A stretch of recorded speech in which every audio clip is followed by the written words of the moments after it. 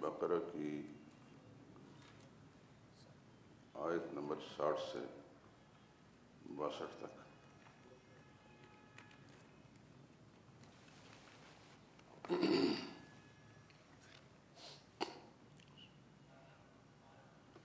اعوذ باللہ من الشیطان الرجیم، بسم اللہ الرحمن الرحیم۔ وَإِذِ اسْتَسْقَىٰ مُوسَىٰ لِقَوْمِهِ فَقُلْنَا اضْرِب بِّعَصَاكَ الْحَجَرَ فَانفَجَرَتْ مِنْهُ 12 عَيْنًا قَدْ عَلِمَ كُلُّ أُنَاسٍ مَّشْرَبَهُمْ كُلُوا وَاشْرَبُوا مِن رِّزْقِ اللَّهِ وَلَا تَعْثَوْا فِي الْأَرْضِ مُفْسِدِينَ۔ وَإِذْ قُلْتُمْ يَا مُوسَىٰ لَن نَّصْبِرَ عَلَىٰ طَعَامٍ وَاحِدٍ فَادْعُ لَنَا رَبَّكَ يُخْرِجْ لَنَا مِمَّا تُنبِتُ الْأَرْضُ مِن بَقْلِهَا وَقِثَّائِهَا وَفُومِهَا وَعَدَسِهَا وَبَصَلِهَا قَالَ أَتَسْتَبْدِلُونَ الَّذِي هُوَ أَدْنَىٰ بِالَّذِي هُوَ خَيْرٌ اهْبِطُوا مِصْرًا فَإِنَّ لَكُم مَّا سَأَلْتُمْ وَضُرِبَتْ عَلَيْهِمُ الذِّلَّةُ وَالْمَسْكَنَةُ وَبَاءُوا بِغَضَبٍ مِّنَ اللَّهِ ذَلِكَ بِأَنَّهُمْ كَانُوا يَكْفُرُونَ بِآيَاتِ اللَّهِ وَيَقْتُلُونَ النَّبِيِّينَ بِغَيْرِ الْحَقِّ ذَلِكَ بِمَا عَصَوا وَكَانُوا يَعْتَدُونَ۔ إِنَّ الَّذِينَ آمَنُوا وَالَّذِينَ هَادُوا وَالنَّصَارَىٰ وَالصَّابِئِينَ مَنْ آمَنَ بِاللَّهِ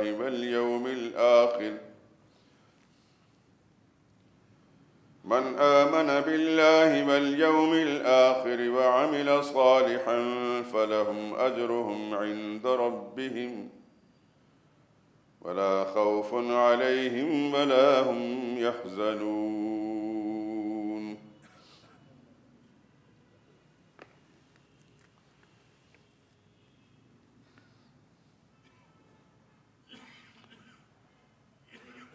وَإِذِ اسْتَسْقَىٰ مُوسَىٰ، اور جب پانی مانگا موسیٰ علیہ السلام نے، لِقَوْمِهِ، اپنی قوم کے لیے، فَقُلْنَا اضْرِب، تو ہم نے کہا مار، بِعَصَاكَ الْحَجَرَ، اپنے عصا کو پتھر پر، فَانْفَجَرَتْ، سو بہہ نکلے، منہ، اس پتھر سے، 12 عینا، 12 چشمے، قد علم كل اناس مشربهم،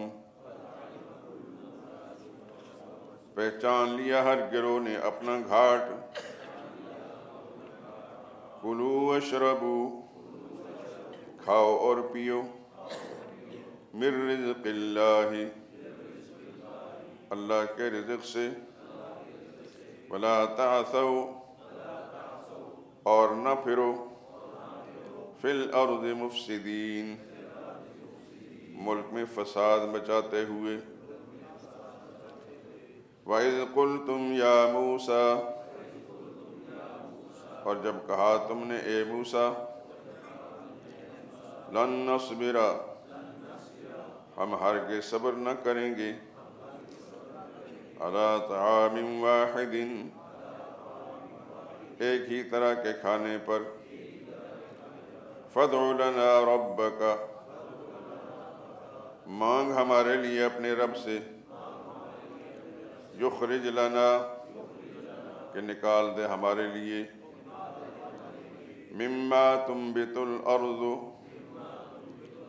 اس سے جو اگتا ہے زمین میں، من بقلہا، اس کی سبزی میں سے، وقصائها اور اس کی ککڑی میں سے، وفومها اور اس کی گیہوں میں سے، وعدسها اور اس کی مسور میں سے، وبصلها اور اس کے پیاز میں سے۔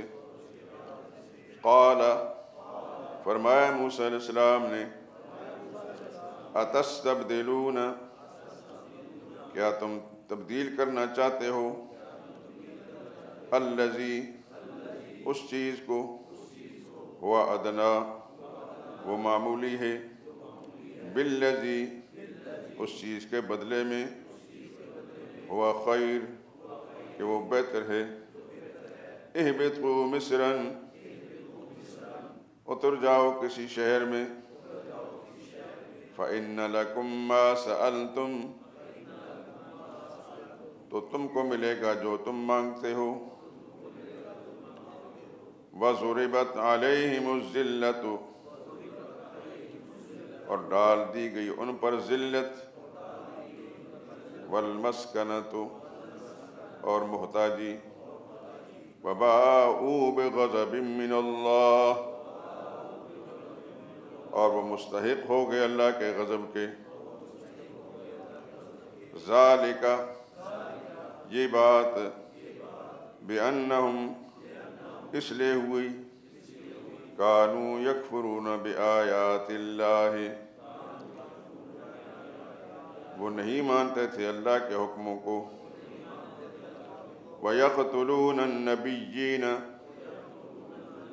اور قتل کرتے تھے پیغمبروں کو، بغیر الحق ناحق طریقے سے۔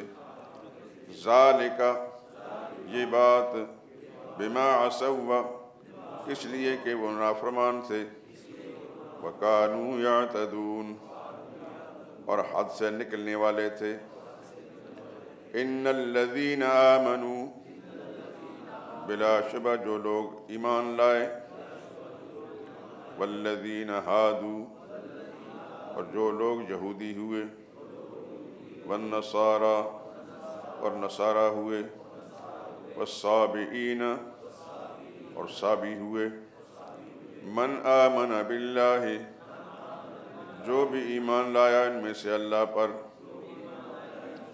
والیوم الآخر اور قیامت کے دن پر، وعمل صالحا اور نیک کام کیے، فلہم اجرہم تو ان کے لیے ان کا بدلہ ہے، عند ربہم ان کے رب کے پاس، ولا خوف علیہم کچھ خوف نہ ہوگا ان پر، ولا هم یحزنون اور نہ وہ غمگین ہوں گے۔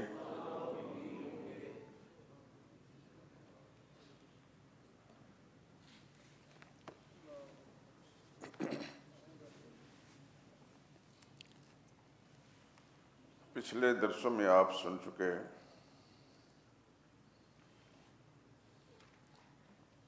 کہ بنی اسرائیل کو ملک شام عمالقہ قوم سے آزاد کرنے کے لیے جہاد کرنے کا حکم ملا، تو جب انہیں معلوم ہوا کہ وہ تو بڑے طاقتور لوگ ہیں، انہوں نے بے ہمتی کی جہاد کرنا چھوڑ دیا۔ اس کے نتیجے میں اللہ کا ایک عذاب ان پر نازل ہوا کہ یہ میدان تیہ، کوئی میدان ہوگا عام طور پر تفسیری کتاب میں اس کا یہی نام لکھا ہے، اس کے اندر چھوڑ دیے گئے، کم و بیش کو 10 میل کے رقبے پر وہ میدان تھا۔ یہ اس میدان میں چلتے پھرتے رہے، لق و دق صحرا تھا، صبح سے شام تک چلتے رہتے، منزل نہ ملتی، اگلے روز پھر وہیں کھڑے ہوتے، چونکہ یہ سب اللہ کی طرف سے سزا تھی۔ 40 برس تک اللہ پاک نے ان کو اس سزا میں مبتلا رکھا۔ اس سے پہلی آیات کے اندر اگر سارا خلاصہ آپ کے ذہن میں ہو تو خداوند قدوس نے اسی قوم کے سر پر فضیلت کا تاج بھی رکھا تھا۔ لیکن ان کی حکم عدولیاں، نافرمانیاں، ان کے نتیجے میں پھر خدا تعالیٰ کی طرف سے ذلت اور رسوائی بھی ان پر مسلط کی گئی۔ آگے بھی آیات آ رہی ہیں۔ تو میدان تیہ میں 10 میل کا رقبہ ہے، اس میں کم و بیش 40 سال تک یہ سرگرداں رہے۔ ظاہر ہے کہ نہ کھانے کے لیے کچھ ہے، نہ پینے کے لیے کچھ۔ پچھلی آیات میں پڑھ چکے ہیں کہ گرمی کے اندر، دھوپ کے اندر جلنے لگے تو موسیٰ علیہ السلام نے درخواست کی، تو موسیٰ علیہ السلام نے اللہ تعالیٰ سے ان کے لیے درخواست فرمائی، تو اللہ تعالیٰ نے بادلوں کو ان پر سائبان بنا دیا۔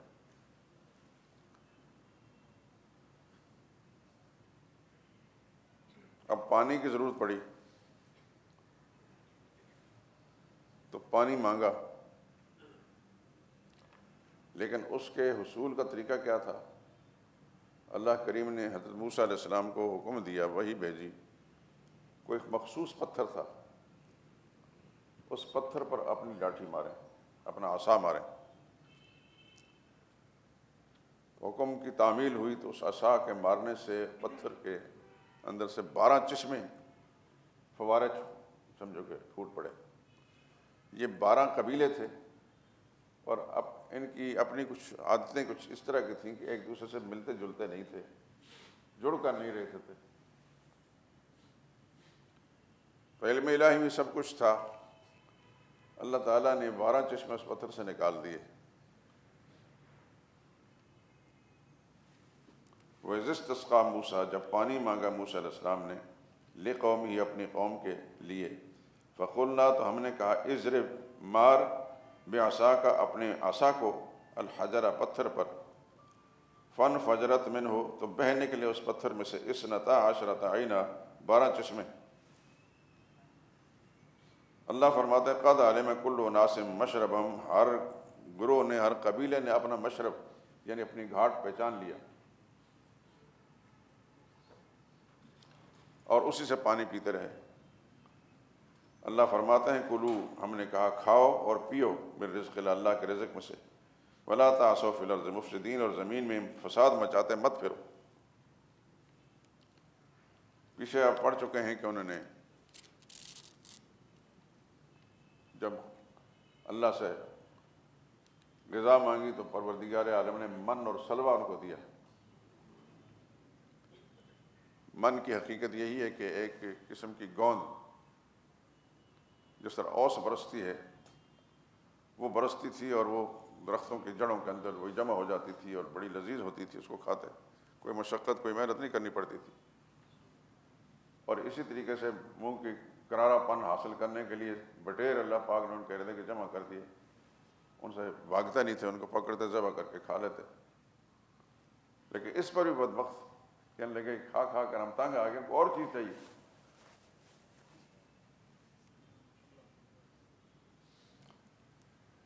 اللہ نے فرمایا، کھاؤ اور پیو اللہ کے رزق میں سے، اور زمین میں فساد مچاتے مت پھرو۔ تو کہنے لگے، اذ قلتم، یہ اللہ کا عذاب اس میں ذکر کیا جا رہا ہے، اے موسیٰ، لن نصبر، ہم ہرگز صبر نہ کر سکیں گے، علی طعام واحد، ایک ہی طرح کھانے پر، فادع لنا، مانگ ہمارے لیے، ربک، اپنے رب سے، یخرج لنا، کہ نکال دے ہمارے لیے، مما تنبت الارض، ان چیزوں میں سے جو زمین اگاتی ہیں، من بقلہا، اس کی ترکاری، وقثائہا، اس کی ککڑی، کھیرے وغیرہ ہوتے ہیں، وفومہا، اس کی گندم، وعدسہا، مسور، وبصل، اور پیاز۔ تو حضرت موسیٰ علیہ السلام نے فرمایا، بد نصیبو، تمہیں خدا بند نے غیبی انعام کے طور پر ایک رزق دیا تھا، تم اس کو چھوڑ کر ادنا چیز لینا چاہتے ہو، یہاں تمہیں پر مشقت کرنی پڑے گی، کاشتکاری کرنی پڑے گی۔ اتستبدلون، کیا تم لینا چاہتے ہو، الذی، اس چیز کو، وہ ادنا، جو ہلکی ہے، معمولی ہے، بالذی، اس چیز کے مقابلے میں، وہ خیر، جو بہتر ہے۔ تو اگر تم نے ایسا کر ہی لیا ہے تو اہبطوا مصر، جاؤ پھر اس شہر کے اندر، مخصوص کوئی شہر بتایا گیا، فإن لکم ما سألتم، تم کو ملے گا جو کچھ تم مانگتے ہو، وہاں جا کر کھیتی باڑی کرو، کاشتکاری کرو۔ اللہ فرماتے ہیں، یہ عذاب کی حقیقت میں، وَضُرِبَتْ عَلَيْهِمُ الذِّلَّةُ، ان پر ذلت ڈال دی گئی، والمسکنہ اور محتاجی ڈال دی گئی، وباؤ بغضب من اللہ اور وہ لوٹ گئے اللہ کے غضب کے ساتھ۔ کیوں؟ ذالک بانہم، یہ اس لیے ہوا، کانوا یکفرون بآیات اللہ، کہ اللہ کی آیتوں کا انکار کرتے تھے۔ مراد یہ ہے کہ اللہ کے پیغمبر علیہ الصلوۃ والسلام جو احکام الہیہ وحی کے ذریعے سے اترتے ان کو سناتے، یہ نافرمانی کرتے، انکار کر دیتے۔ عقیدہ توحید کے بالکل مخالف تھے، دیگر احکام شرعیہ کے مخالف تھے۔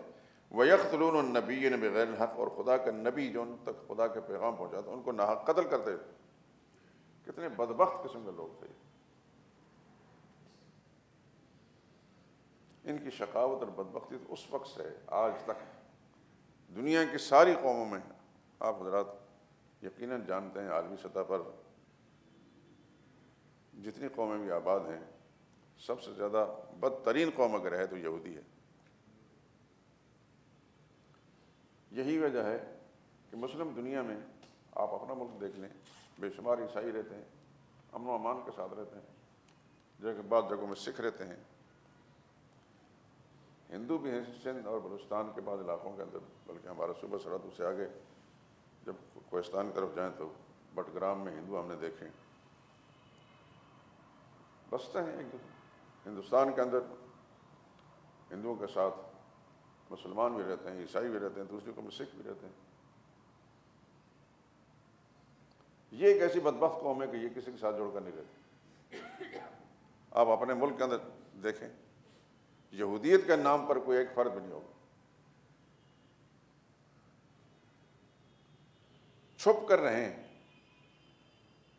کسی خاص مقصد کے لیے، کسی سازش کے طور پر، وہ الگ بات ہے۔ عرب دنیا کے اندر شاید اس قسم کے بدنصیب ہوں گے، لیکن یہودیت کا علانیہ طور پر اعلان کر کے نہیں رہ سکتے۔ اور دنیا کی ساری قوموں سے سب سے زیادہ کم تر، قلیل ترین قوم یہی ہے۔ سکھ ان سے زیادہ ہیں، عیسائی تو خیر بہت ہی زیادہ ہیں، وہ تو مسلمانوں سے بھی زیادہ ہیں۔ اللہ حضر القیاس، دنیا کی ہر قوم تعداد میں ان سے زیادہ ہے، یہ سب سے کم تر ہے۔ ان کی فطرت میں ایسی کجی ہے، حکم و دولی ہے، نافرمانی ہے کہ یہ کسی کے ساتھ جوڑ کر رہ نہیں سکتے۔ آپ سن چکے ہیں شروع کی آیات کے اندر اللہ تعالیٰ نے فرمایا انی فضلتکم علی العالمین، تم کو میں نے ساری دنیا پر فضیلت دی۔ ایک طرف ان کا یہ حال تھا، اور دوسری طرف وباؤ بغضب من اللہ، اللہ کے غضب کے ساتھ حقدار ہو گئے۔ آپ نے دنیا کی اور قوموں کا تذکرہ قرآن کریم کے اندر پڑھیں، ایسا تذکرہ نہیں ہوتا۔ لعنت بھی انہی پر کی گئی، اللہ کے غضب کے حقدار مستحق بھی یہی کیے۔ لعن الذین کفروا من بنی اسرائیل، آگے چل کر غالباً 7ویں پارہ کے اینڈ پر، نہ 6 پارہ کے اینڈ پر، لعن الذین کفروا من بنی اسرائیل، بنی اسرائیل کے لوگ، ان پر لعنت کی گئی علی لسان داؤد علیہ السلام کی زبان سے، عیسیٰ ابن مریم کی زبان سے۔ ذالک بما عصوا، یہ لعنت کیوں کی گئی؟ یہ بڑے نافرمان تھے، کانوا یعتدون، حد سے نکلنے والے تھے۔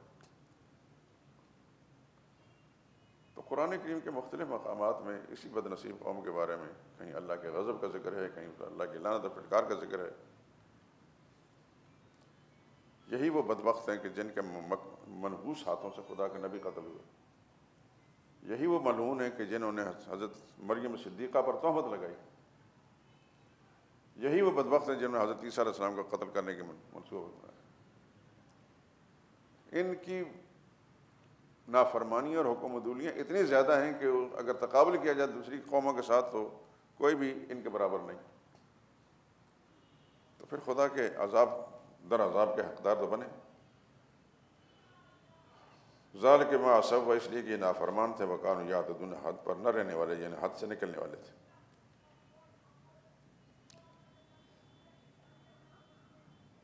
اس مضمون سارا، اس کا تتمہ، اس کا خاتمہ کیا جا رہا ہے اس آخری آیت پر آیت بڑی اہم ہے، اس کو غور سے دیکھیں۔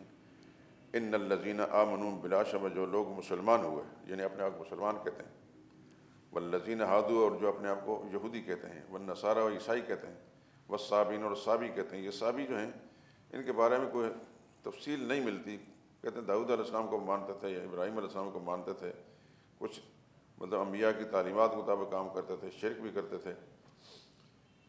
اللہ فرماتے ہیں کہ یہ نام ہے، کوئی اپنے آپ کو مسلمان کہے، کوئی یہودی کہے، عیسائی کہے، صابی کہے، لیکن ان ناموں سے کوئی نہیں چلتا۔ من آمن باللہ، ان میں سے جو ایمان لائے اللہ پر اور آخرت دن پر، وعمل صالحا، اور اچھے کام کیے، فلہم اجرہم عند ربہم، ان کے لیے اللہ کے ہاں اجر ملے گا۔ مثال کے طور ہم اپنے کو مسلمان کہتے ہیں، نام رکھ لینے سے کچھ نہیں بنتا جب تک ہمارے اندر ایمان کامل نہیں ہوگا۔ اللہ حضرت کے آج کوئی اپنے آپ کو یہودی کہے، یہ کوئی معیار نہیں، معیار ہے اللہ نے جو فرمایا من آمن باللہ والیوم الآخر، اللہ پر ایمان لائے اور آخرت پر ایمان لائے۔ یہاں ایک چیز آپ کی توجہ اس طرف میں مبذول کرانا چاہتا ہوں۔ آمن باللہ، یہ ایمان باللہ یعنی عقیدے کی ابتدا ہے، اور والیوم الآخر یہ عقیدے کی انتہا ہے۔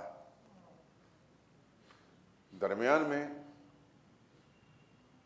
اللہ کی کتابوں پر ایمان وہ بھی ضروری ہے، ملائکہ کرام پر بھی ایمان ضروری ہے، خیر اور شر کی تقدیر پر ایمان ضروری ہے۔ اس جگہ کے اندر یہ چیز نہیں ہے، لیکن قرآن کے دوسرے مقام میں اس کی تفصیلات موجود ہیں۔ یہ سب عقائد ہیں، لیکن اگر آپ دھیان سے توجہ سے یہ سنیں تو اللہ پر ایمان، اس ضمن میں یہ سب چیزیں آ جاتی ہیں۔ اللہ پر ایمان مکمل ہوتا نہیں جب تک خدا کی کتابوں کو نہ مانے، اللہ پر ایمان ہوتا نہیں جب تک خدا کے فرشتوں کو نہ مانے، اللہ پر ایمان ہوتا نہیں جب تک خدا کے رسولوں کو نہ مانے، اللہ پر ایمان ہوتا نہیں جب تک قیامت کو نہ مانے، خیر و شر کے فیصلوں کو نہ مانے۔ تو اللہ پر کامل ایمان اسی کا ہے جو اللہ کے بھیجے ہوئے فیصلوں کا، اللہ کے بھیجے ہوئے انبیاء کو، فرشتوں کو، اور جو بھی ایمان کے لیے ضروری احکام ہیں ان کو مانے گا تو اللہ پر ایمان اس کا مکمل ہوگا، نہیں تو نہیں۔ یہاں بھی فرمایا کہ جو اپنے آپ مسلمان کہلاتے ہیں، جو یہودی کہلاتے ہیں یا نصارہ کہلاتے ہیں، صابی کہلاتے ہیں، اس پر موقوف نہیں۔ من آمن باللہ والیوم، جو ایمان لائے اللہ پر اور آخرت پر، وعمل صالحا، اسے نیک کام کیے، فلہم اجرہم، تو ان کو پھر ان کا اجر ملے گا عند ربہم، ان کے رب کے پاس۔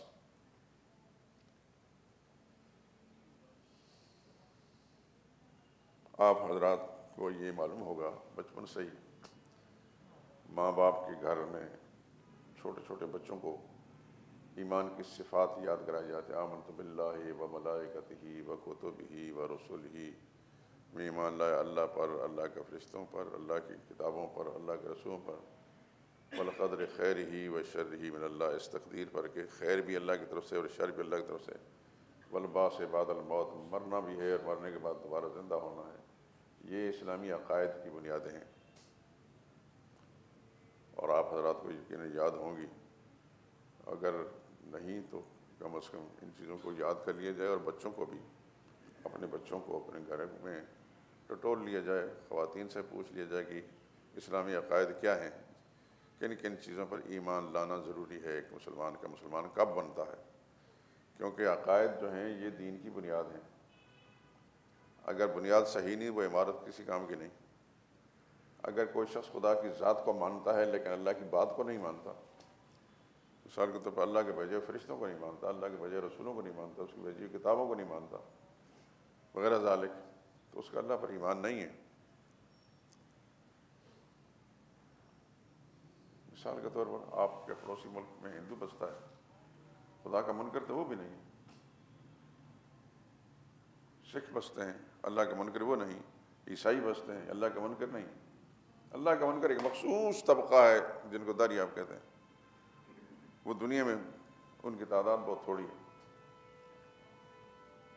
دنیا میں جتنی قومیں بستی ہیں، خدا کی ذات پر ایمان سب کا ہے، اللہ کے وجود کو مانتا ہے، لیکن آپ ہندو کو مسلمان نہیں کہتے، سکھ کو مسلمان نہیں کہتے۔ اس کی وجہ یہ کہ وہ اس طرح ایمان نہیں لاتے اللہ پر جس طرح اللہ کے آخری پیغمبر نے ایمان لانے کا فرمایا۔ اللہ جب پیغمبر بھیجتے ہیں نا نبی، تو نبی بھیجنے کے بعد پھر ہر بات اسی کی مانی جائے گی۔ اس سے پہلے پیغمبروں کو، نبیوں کو ان کی حقانیت، سچائی تو ماننی پڑے گی، لیکن ان کی شریعت پر ایمان لانا ضرور نہیں۔ مثال کے طور ہمیں محمد رسول اللہ صلی اللہ علیہ وسلم کی شریعت پر ایمان لانا ضروری ہے۔ حضرت موسیٰ علیہ السلام پر ایمان ہمارا ہے، خدا کے سچے پیغمبر تھے۔ عیسیٰ علیہ السلام پر ایمان ہے، لیکن ان کی شریعت جو ہے اس کے تفصیلات ماننا ہمارے لیے ضروری نہیں ہے۔ اگر وہی ہوتی تو پھر اللہ تعالیٰ اس کے بعد پیغمبر نہ بھیجتے۔ ایک نبی کے بعد دوسرا نبی پروردگار عالم نے بھیجا، اور کتاب جب بھیجی تو اس کا مطلب سابقہ شریعت منسوخ ہو گئی۔ یعنی ہمارے نزدیک سابقہ شریعتیں اپنے اپنے زمانے میں برحق شریعتیں تھیں، نبی بھی برحق ہیں آخر دم تک، لیکن ان کی شریعتیں اب منسوخ ہو چکی ہیں۔ اب آخری شریعت محمد رسول اللہ صلی اللہ علیہ وسلم کی چلے گی۔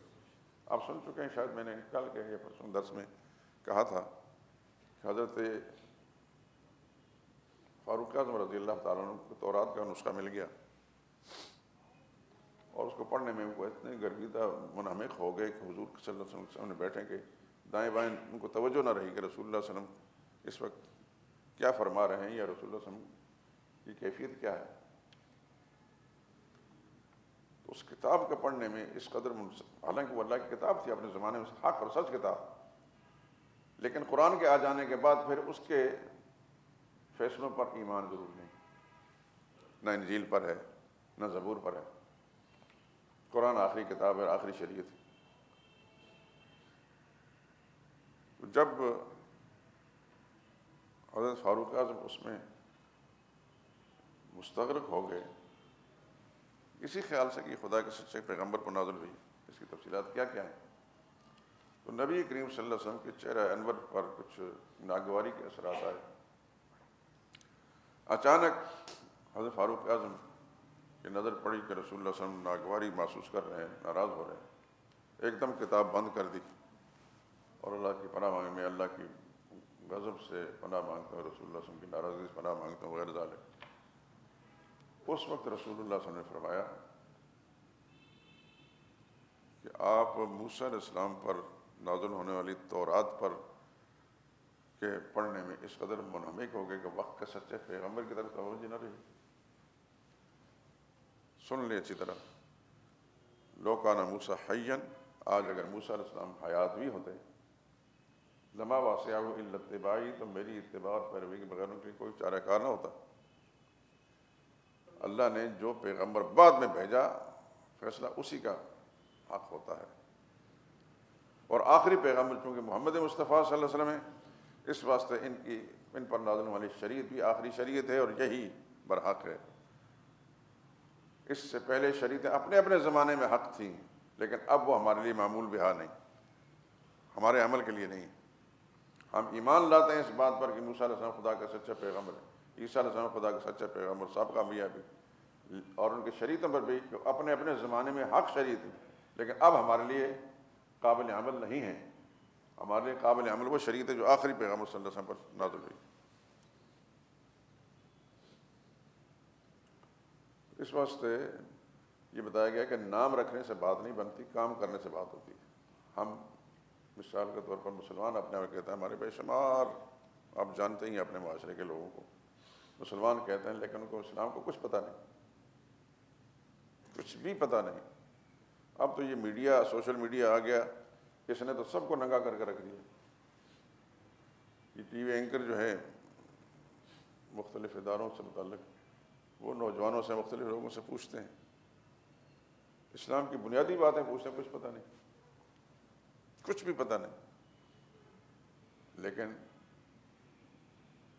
بہت سارے لوگ ایسے ہیں جو الیکشن لڑ کر جو ہے وہ سیٹیں حاصل کر کے قوم کے رہنما بن گئے۔ ان رہنماؤں کا حال یہ ہے کہ ان کو کچھ بھی پتہ نہیں۔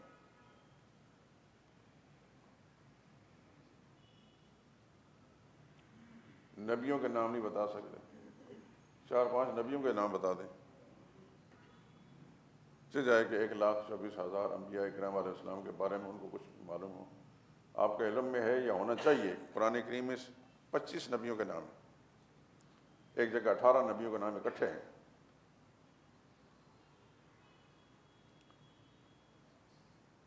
لیکن حدیث پاک سے معلوم ہوتا ہے کہ 1 لاکھ کئی ہزار پیغمبر، 1,24,000 یا کم و بیش انبیاء اکرام علیہ السلام دنیا میں مبعوث ہوئے.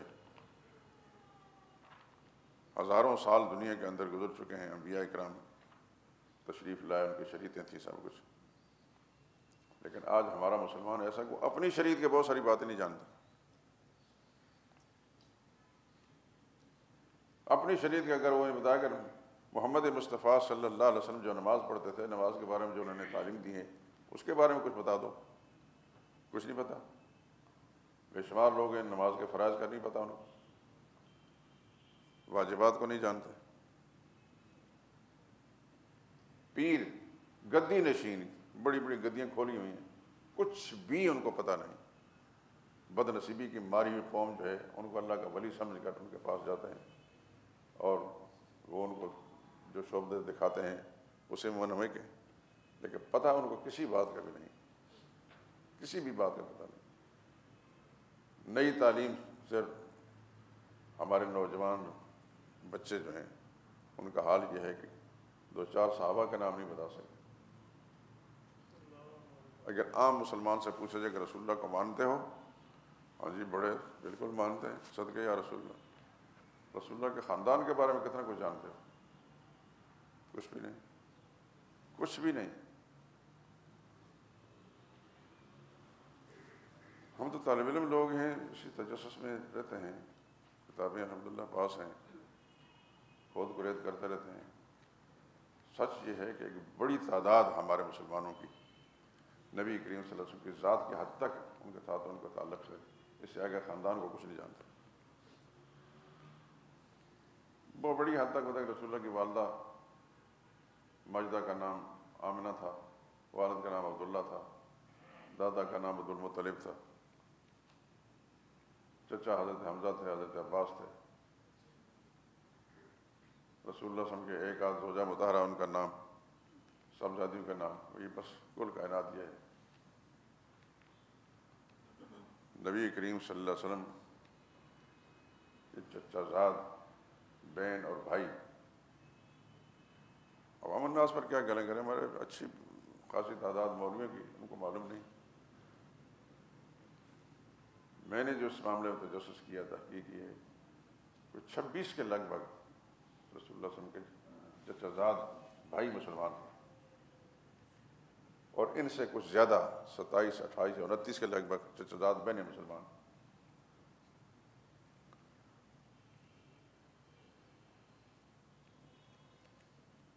تو یہ حال ہے ہماری تعلیم کا. ہم مطمئن ہیں اپنی جگہ پر، بالکل ہمارے ماں باپ مطمئن، ہم مطمئن، ہمارے تعلیمی اداروں کے جو سربراہ ہیں مطمئن کہ ہم تعلیم دے رہے ہیں. جی وہ انگریزی کی جو کٹمٹ ہے صلی اللہ خیر صلی اللہ، لیکن آگے کچھ پتہ بھی نہیں. بہرحال قرآن کریم نے آخر میں ایک قانون بیان کر دیا کہ جو لوگ اپنے آپ کو مسلمان کہتے ہیں، یا یہودی کہتے ہیں، یا نصارہ کہتے ہیں، یا عیسائی کہتے ہیں، اس کہنے سے کچھ نہیں. جو ان میں سے حقیقتاً اللہ پر ایمان لائے اور آخرت پر ایمان لائے اور اچھے کام کیے، ان کو اللہ کے ہاں اجر ملے گا، اور خدا کی عذاب کا کوئی خوف نہیں ہوگا اور نہ وہ غمگین ہوں گے. سبحانک اللہم و بحمدک، اشہد ان لا الہ الا انت، استغفرک و اتوب الیک.